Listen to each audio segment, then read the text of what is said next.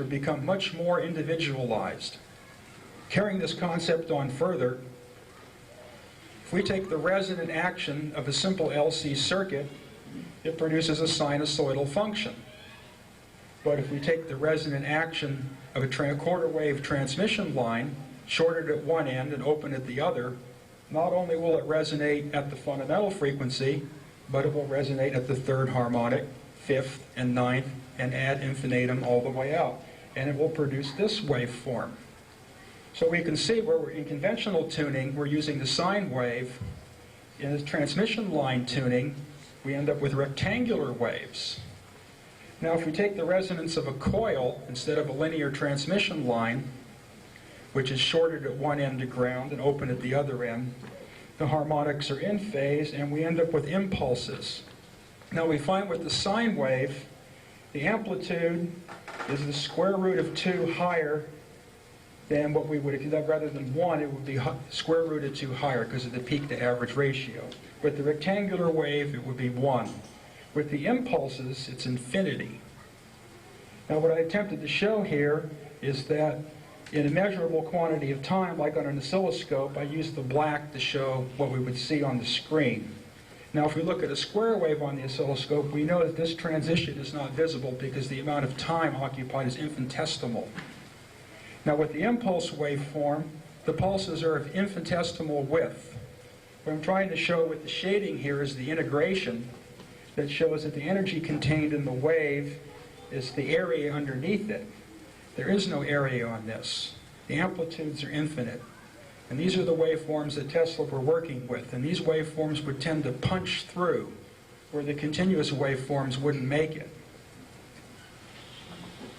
Now I have a working model here. If I can carry all this over and not get electrocuted. I don't think it's going to work, so I'm going to speak louder. I'm going to have to circumvent. Take that mic. This is working real well. Not that one, the other one. Yeah, I don't like being grounded by playing with 600 volts. Yeah, good idea. Okay, I have a model of the Tesla transmission system, and I'm going to go over this. Take the big mic. That's what I'm saying. Take the one off the stand there if it'll come off. Just set it down anywhere. Don't worry about it. It's called the one-handed electrician syndrome.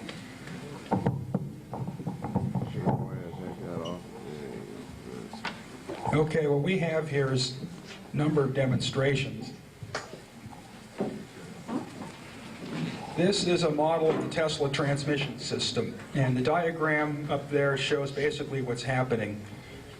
Here we have the conventional direct current power supply, and we have a small radio transmitter here, 400 kilocycles, the industrial, scientific, and medical band. Everything is conventional at this point. Here's our antenna, but it doesn't radiate any electromagnetic waves. Now this antenna, as you can see by the RF ammeter, is transmitting roughly 10 milliamperes of displacement current into the earth. And this signal can be picked up at great distances through similar devices by transmitting through the ground. There's no electromagnetic radiation from this device at all. There's a very intense electrostatic field, however. This thing is hot. Now the light bulb is the Tesla beam tube that transmits direct current through space. It's hard to demonstrate, but if I had a small electroscope, you would find that direct current is being transmitted from that filament because it's a hot cathode and transmitted radially out through space. And as I tune this device, if the filament is loose, you can actually see the filament expand and try to fill out in the space. There's an actual repulsive field around this device. Now if we eliminate the light bulb, we eliminate the losses. And then we go to the simple ground transmission mode. And the current goes up to a little higher than before, still about 10 milliamps. This is a very crude, small device. Now I've built these devices on the 40 meter band and powered them up to about 50 or 100 watts. And was successful with simply a coil hooked to a very low impedance ground of transmitting from the San Francisco Bay Area to Los Angeles with 599 plus. No antenna at all. No antenna. very intense ground. 24 ground rods into a salt marsh, the San Andreas, the San Gregorio, and a third unnamed fault, all converging. And 500 feet of silicon bronze wire, all connected to a massive copper bus.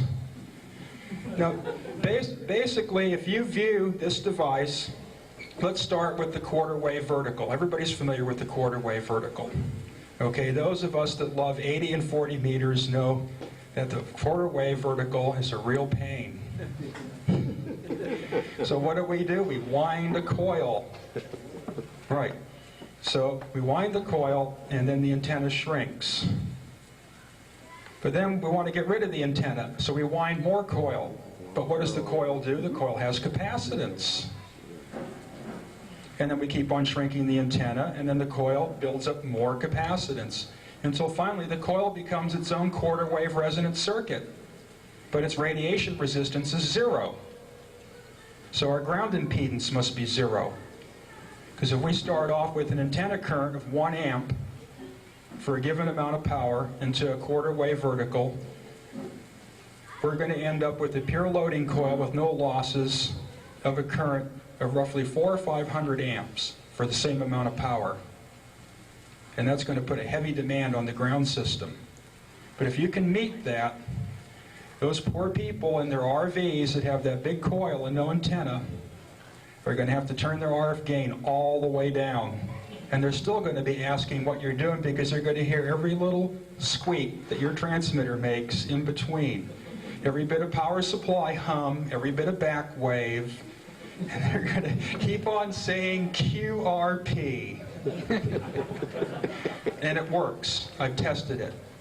It does work. Now, I've developed various analogs of this.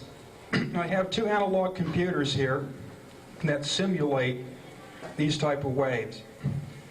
I'll move to my diagram here.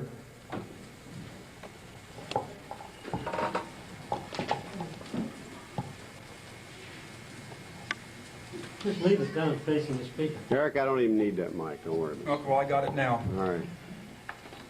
Okay, these are the various transmission paths we find on a resonant coil. We have the electrostatic, we have the magnetic, we have the magnetodielectric, and we have the electromagnetic. And all of these paths are circulating around the coil. It's a very complex transmission path, and analysis of it really boggles the mind, particularly for transient cases. And I had to develop a completely new system of algebra just to describe this stuff.